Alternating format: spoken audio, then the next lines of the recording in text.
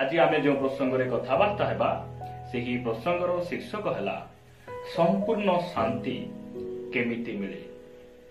संपूर्ण शांति जड़े मनुष्य केमिति पाई पारे यही प्रसंग में आम प्रभु को वाक्य ठारू अल्प समय कथबार्ता हेबा।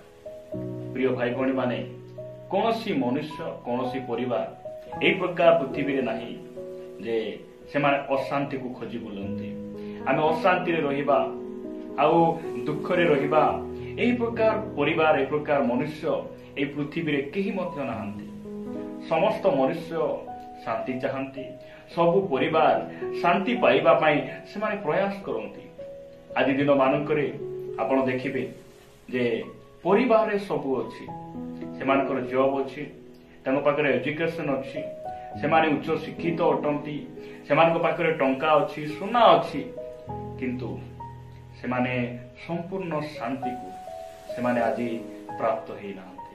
प्रिय भाई भौणी माने आज आमे प्रभु को वाक्य रे कथबार्ता हेबा जे संपूर्ण शांति केमिति मिले। एही प्रसंग रे आमे प्रभु को वाक्य ठारू अल्प समय ध्यान करिबा पाइछे। मो सहित आपण माने लूक लिखित सुसमाचार को आसीबे। लूक लिखित सुसमाचार 2 अध्याय रु केतोटी वाक्य पढु पढु आमे आगु बढ़िबा। लूक लिखित सुसमाचार 2 अध्याय 13 आउ 14 पद मो आपण मानक निमंते पढिबा पई चाहे। एठारे प्रकार लिखा जाय, पुणी अकस्मात सेही दूतंक सांगरे स्वर्गीय बाहिनीर गोटे बृहत दल उपस्थित होई ईश्वरक स्तवगान करू करू कहिले, ऊर्ध्व लोकरे ईश्वरक महिमा, पुणी पृथ्वी रे ताहांक संतोष पात्र, मनुष्य मानक मध्यरे शांति। ख्रीष्टरे प्रिय भाई भौणी माने यही कथा जेतेबेले प्रभु यीशु ख्रीष्ट मानव रूप धारण करी ए धरा पृष्ठरे से जन्म ग्रहण करुछंती, सेही समय रे मेष जगुआली मानकु स्वर्गर एक बाहिनी आसी एही शांतिर समाचार से देई ए प्रकार से माने कहउचंती जे ऊर्ध्व लोकरे ईश्वरक महिमा, पृथ्वी रे ताहांक संतोष पात्र आ मनुष्य मानक मध्यरे शांति। प्रिय प्रभु को लोक माने मो आपण मानक कहिबा पई चाहे जे प्रभु यीशु ख्रीष्ट ए धरा पृष्ठ को से रोग सुस्थ करिबा पई केवल आम पाप निमंते क्रूसरे मृत्युवरण करिबा पई से आसी नथिले। आमको से जेपरी परित्राण दियंती, आमको पापर उद्धार करंती, आमको से संपूर्ण शांति को दियंती, एथि पाई से धरा पृष्ठ को आसीते। जदि आपण माने जिसाई पुस्तक को जिबे, जिसाई पुस्तक 9 अध्याय 6 पदरे लिखा जाए, कारण आंभ मानक निमंते एक बालक जन्मी अछंती, आंभ मानक एक पुत्र दत्त होई अछंती, और ताहांक स्कंदरे कर्तृत्व भार थुआ जीव, पुणी ताहांकर नाम आश्चर्य, मंत्री, पराक्रांत, परमेश्वर, अनंतकालीन पिता, शांति राजा हेबो। प्रभु को नाम स्तुति हो। प्रिय भाई भौणी माने प्रकृत शांति एही पृथ्वी रे जीशुंक छड़ा केही मध्य देई पारंती नै, कारण ताहांक विषय रे ताहांक जन्मर 750 वर्ष पूर्वे जिसाय भविष्यत वक्ता एही कथा को से रेकॉर्ड करूछंती जे ताहांकर नाम शांतिर राजा हेबो। शांतिर राजकुमार से अटंती। जीशुंक बिना एही पृथ्वी रे वास्तव शांति, प्रकृत शांति, संपूर्ण शांति देवा व्यक्ति केही मध्य नाहंती, केही मध्य नाहंती। प्रभुंक नाम स्तुति हो। प्रिय भाई भौणी मान कहबा पई चाहे, आपण गोटे अशांति दे जाउछंती कि, आपण गोटे दुख दे जाउछंती कि, आपणकर अशांति, आपणकर दुख को, आपणकर समस्त अमंगल को जीशु मंगल रे परिणत करि परिबे।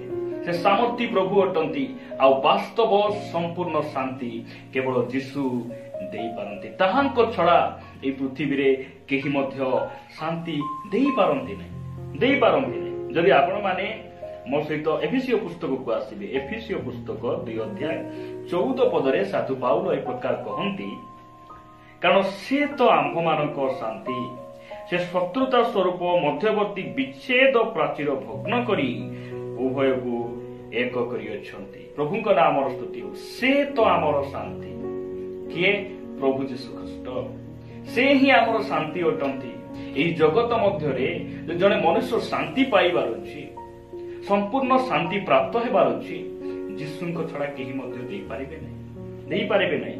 ଆପଣମାନେ ଯୋହନ ଲିଖିତ ସୁସମାଚାର 14 ଅଧ୍ୟାୟକୁ ଆସିବେ। 14 ଅଧ୍ୟାୟ 27 ପଦରେ ପ୍ରଭୁ ଯୀଶୁ ଖ୍ରୀଷ୍ଟ ଏ ପ୍ରକାର କହନ୍ତି, ମୁଁ ତୁମ୍ଭମାନଙ୍କୁ ଶାନ୍ତି ଦାନ କରି ଯାଉଅଛି, ମୋର ନିଜର ଶାନ୍ତି ତୁମମାନଙ୍କୁ ଦାନ କରୁଅଛି। ଜଗତ ଯେପରି ଦାନ କରେ ମୁଁ ତୁମ୍ଭମାନଙ୍କୁ ସେପରି ଦାନ କରୁନାହିଁ। ତୁମ୍ଭମାନଙ୍କ ହୃଦୟ ଉଦ୍ବିଗ୍ନ କି ଭୟଗ୍ରସ୍ତ ନ ହେଉ। ପ୍ରଭୁ ଯୀଶୁ ଖ୍ରୀଷ୍ଟ ଏଠାରେ ଏକ ଗୁରୁତ୍ୱପୂର୍ଣ୍ଣ କଥା ସେ କହୁଛନ୍ତି ଯେ ଜଗତ ଯେପରି ଶାନ୍ତି ଦାନ କରେ ମୁଁ ସେହିପରି ଶାନ୍ତି ମୁଁ ତୁମକୁ ଦେଉନାହିଁ। ପ୍ରଭୁ ଯୀଶୁ ଖ୍ରୀଷ୍ଟ କହିବା ଅନୁସାରେ ଜଗତରେ ମଧ୍ୟ ଶାନ୍ତି ଅଛି, ଜଗତ ମଧ୍ୟ ଶାନ୍ତି ଦିଏ, କିନ୍ତୁ ସମ୍ପୂର୍ଣ୍ଣ ଶାନ୍ତି କେବଳ ଯୀଶୁ ଦିଅନ୍ତି। ବାସ୍ତବ ଶାନ୍ତି କେବଳ ଯୀଶୁ ଦିଅନ୍ତି। ବେଳେ ବେଳେ ଯଦି ଆମର ରୋଜଗାର ବଢିଯାଏ, ଟଙ୍କା ବେଶୀ ଆମମାନଙ୍କର ଆକାଉଣ୍ଟରେ ଜମା ହୁଏ, ସେ ସମୟରେ ମନୁଷ୍ୟ ଭାବେ ଯେ ମୁଁ ଏଥର ମୁଁ ଶାନ୍ତିରେ ରହିପାରିବି, ମୁଁ ସମ୍ପୂର୍ଣ୍ଣ ଭାବରେ ମୋର ଯାହା ଲକ୍ଷ୍ୟକୁ ମୁଁ କଣ କରିଛି ମୁଁ ପ୍ରାପ୍ତ ହେଇଛି, ଏ ପ୍ରକାର ସେ ମନ ମଧ୍ୟରେ ଚିନ୍ତା କରେ। ମାତ୍ର ଏହି ଜଗତରେ ଟଙ୍କା ଦ୍ୱାରା ପାଇଥିବା ଶାନ୍ତି, କୌଣସି ଯଦି ଆକ୍ସିଡେଣ୍ଟ ଆସିବ, ରୋଗ ଆସିବ, ସେ ସବୁ ଟଙ୍କା ଖର୍ଚ୍ଚ ହେଇଗଲା ପରେ ପରିବାରରେ ଆହୁରି ମନମାଳିନ, ପରିବାରରେ ଅଶାନ୍ତି ଉତ୍ପନ୍ନ ହେବ। ପ୍ରିୟ ଭାଇ ଭଉଣୀ ମାନେ, ପ୍ରଭୁ ଯୀଶୁ ଖ୍ରୀଷ୍ଟଙ୍କ ଛଡା ଶାନ୍ତି କେହି ଦେଇପାରନ୍ତି ନାହିଁ। ଆଜି ଅନେକ ଯୁବା ଯୁବତୀ, ବିବାହିତ ମହିଳା ପୁରୁଷ, ସ୍ତ୍ରୀ ଥାଉ ଥାଉ ଆଉ ଗୋଟେ ସ୍ତ୍ରୀ ପଛରେ, ସ୍ୱାମୀ ଥାଉ ଥାଉ ଆଉ ଗୋଟେ ସ୍ୱାମୀ ପଛରେ, ଯଦି ଆପଣ ମାନେ ସମୀରଣୀୟ ସ୍ତ୍ରୀ କଥା ଚିନ୍ତା କରିବେ, ସେ ଶାନ୍ତିକୁ ପାଇବା ପାଇଁ, ସମ୍ପୂର୍ଣ୍ଣ ଶାନ୍ତି ପାଇବା ପାଇଁ ସେ ନିଜର ଜୋତା ଭଳି, ନିଜ ଚପଲ ଭଳି ସେ ପାଞ୍ଚଟା ସ୍ୱାମୀକୁ ସେ ବଦଳାଉଛନ୍ତି, ମାତ୍ର ସେ ଶାନ୍ତିକୁ ପାଇପାରୁନାହାନ୍ତି। ଯେତେବେଳେ ପ୍ରଭୁ ଯୀଶୁ ଖ୍ରୀଷ୍ଟଙ୍କୁ ସେ ସାକ୍ଷାତ କରୁଛନ୍ତି, ତାହାଙ୍କର ଜୀବନ ବଦଳି ଯାଉଛି, ସେ ଆନନ୍ଦରେ ପରିଣତ ହେଉଛନ୍ତି, ସେ ସମ୍ପୂର୍ଣ୍ଣ ଶାନ୍ତିକୁ ଭୋଗ କରୁଛନ୍ତି।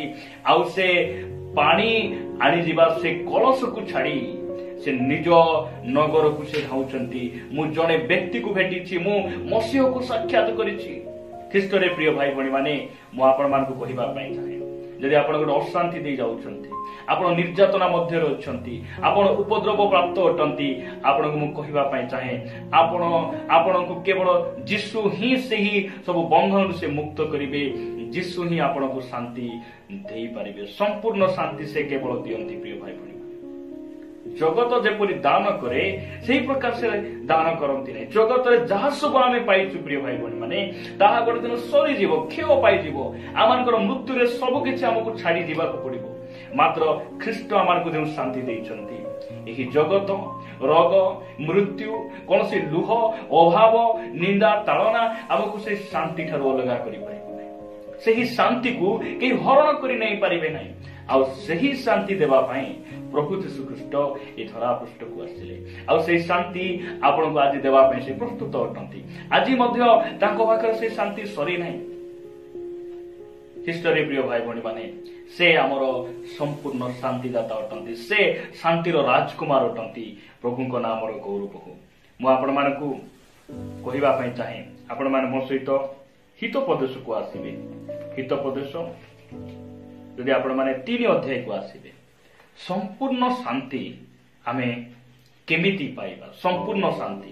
ହିତୋପଦେଶ ପୁସ୍ତକ ପଢିବା ପୂର୍ବରୁ ଆପଣମାନଙ୍କୁ ମୁଁ ଜିସାୟ ପୁସ୍ତକ ନିକଟକୁ ନେବା ପାଇଁ ଚାହେଁ। ଜିସାୟ ପୁସ୍ତକ ଆପଣମାନେ 26 ଅଧ୍ୟାୟକୁ ଆସିବେ।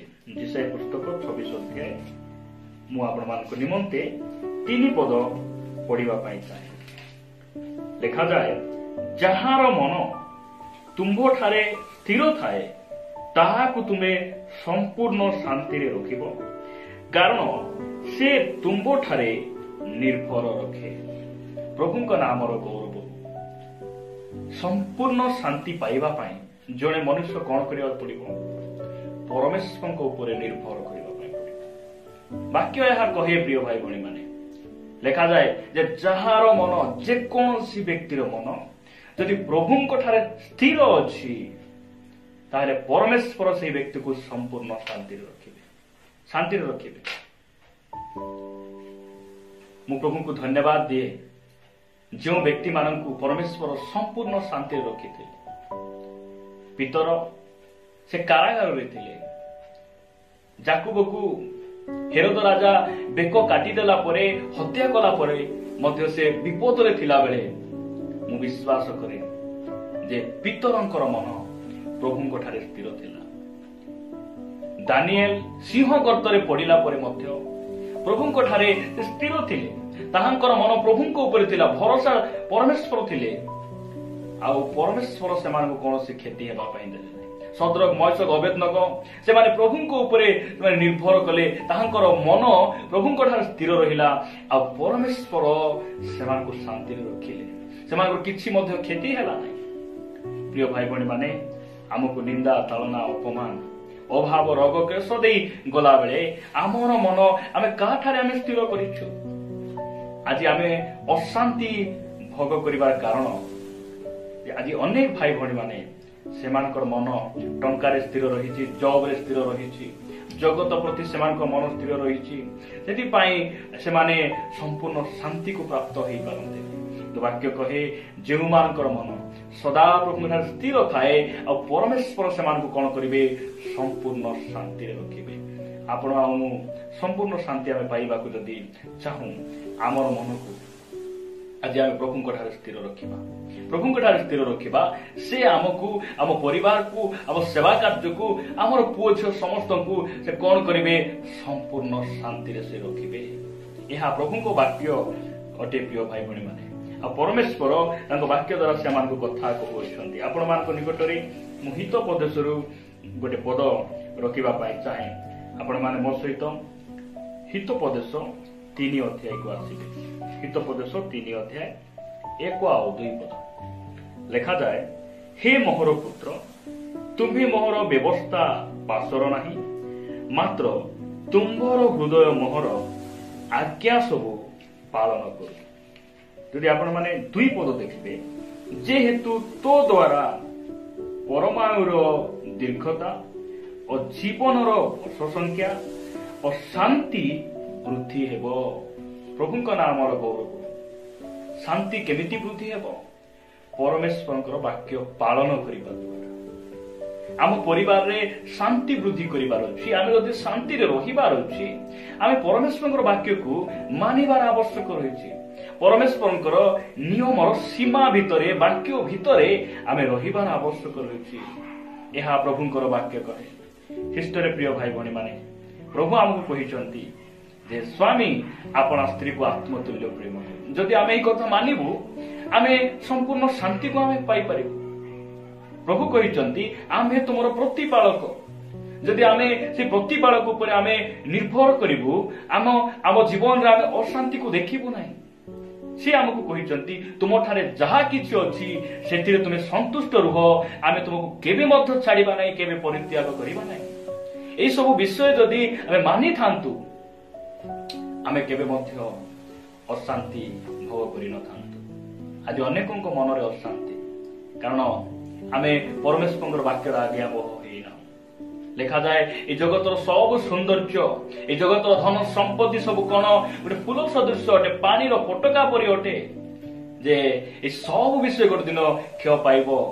ଆମେ ଏ ଜଗତରେ ଯାହା ସବୁ ପାଇଛୁ ଗୋଟେ ଦିନ ଛାଡ଼ି ଆମର ବାସ୍ତବ ଘରକୁ, ପିତାଙ୍କ ନିକଟକୁ ଆମକୁ ଯିବାକୁ ହେବ। ଏହି କଥା ଯଦି ଆମେ ଗ୍ରହଣ କରିଥାନ୍ତୁ, ଆଜି ଶାନ୍ତି ପାଇବା ପାଇଁ ଟଙ୍କାର ପଛରେ, ଜଗତର ଅଭିଳାଷ ପଛରେ, ନାମ ମର୍ଯ୍ୟାଦା, ପ୍ରତିଷ୍ଠିତ ମାନ୍ୟଗଣ ହେବାରେ ଇଚ୍ଛା ଶକ୍ତି, ଏସବୁ ବିଷୟରେ ଆମେ ଅଗ୍ରସର ହେଇନଥାନ୍ତୁ। ପ୍ରିୟ ଭାଇ ଭଉଣୀ ମାନେ, ଆମେ ପ୍ରଭୁଙ୍କର ବାକ୍ୟକୁ ମାନିବା, ପ୍ରଭୁଙ୍କର ବାକ୍ୟକୁ ମାନିବା। ଯାହା ଅଛି ତାହାରେ ଆମେ ସନ୍ତୁଷ୍ଟ ହେବା। ପ୍ରଭୁଙ୍କ ବାକ୍ୟ କହେ, ତୁମକୁ ଅନ୍ନ ଆଉ ବସ୍ତ୍ର ଥିଲେ ଯଥେଷ୍ଟ, କାରଣ ତୁମେ ଏ ଜଗତକୁ ଆସିଲା ବେଳେ କିଛି ଆଣିନାହଁ, ଯେ ତୁମେ ଗଲାବେଳେ ମଧ୍ୟ କିଛି ନେଇପାରିବ ନାହିଁ। ଆପଣ ପୁରାତନ ନିୟମର ଜଣେ ଭକ୍ତ ଆୟୁବଙ୍କୁ ଦେଖନ୍ତୁ। ସମ୍ପତ୍ତି ସବୁ ନଷ୍ଟ ହେଇଗଲା ପରେ, ଫଳ ବଳଦ ସବୁ ମୃତ୍ୟୁ କଲା ପରେ, ତାଙ୍କର 10ଟି ପୁଅ ଝିଅ ମରିଗଲା ପରେ ମଧ୍ୟ ସେ କହୁଛନ୍ତି, ସଦାପ୍ରଭୁ ଦେଲେ, ସଦାପ୍ରଭୁ ନେଲେ, ତାହାଙ୍କ ନାମର ଧନ୍ୟବାଦ ହେଉ। ପ୍ରିୟ ଭାଇ ଭଉଣୀ ମାନେ, ଜଗତ ପଛରେ ଯିବା ନାହିଁ, जगत आम गोटे शांतिर स्थान नुहे। जगत कौन मनुष्य को शांति देला परी जगत रे कौन विषय नहीं। जीशु छड़ा प्रभु वाक्य छड़ा आमको कहीं शांति दे पारे नहीं। प्रकृत शांति संपूर्ण शांति जड़े मनुष्य केमिति पाइबो? जीशु निकट को जावाई पड़ो। जीशु शांतिर राजकुमार उठती। द्वितीय विषय जड़े मनुष्य संपूर्ण शांति केमिति पाइबो? ताहांको ठारे जार मन स्थिर थाए, प्रभु ठारे जो व्यक्तिर मन स्थिर थाए से व्यक्ति को परमेश्वर संपूर्ण शांति रखिबे। शेष में आम देखिलु जे परमेश्वर आज्ञाबह हेले, ताहांकर वाक्य को पालन कले शांति बढ़े। शांति बढ़े। मु जाने नहीं आपण परिवार रे शांति वृद्धि पाउछि ना अशांति वृद्धि पाउछि, किंतु परमेश्वर वाक्य कहे जे अशांति को दूर करने को हेले, आम परिवार रे शांति को वृद्धि करने को हेले आमको परमेश्वर वाक्य मानिबा पई पड़िबो। ताहांकर वाक्य आम हृदय रे आमे रखिबा पई पड़िबो। वाक्य अनुसार आमे जीवन यापन करिया पई पड़िबो। ख्रीष्टर प्रिय भाई भणी माने ए सब शिक्षा को आम निश्चय करवा, ये सब शिक्षा को आमे ग्रहण करी वाक्य उपरे आमे ठिया हेबा, जो द्वारा आमे जगत मध्य रही ये अशांत जगत रही आमे संपूर्ण शांति को आमे प्राप्त हो पारिबा। शांति रे आमे जीवन यापन करि पारिबा। प्रभु ए वाक्य दे आम प्रत्येक को आशीर्वाद करंतु।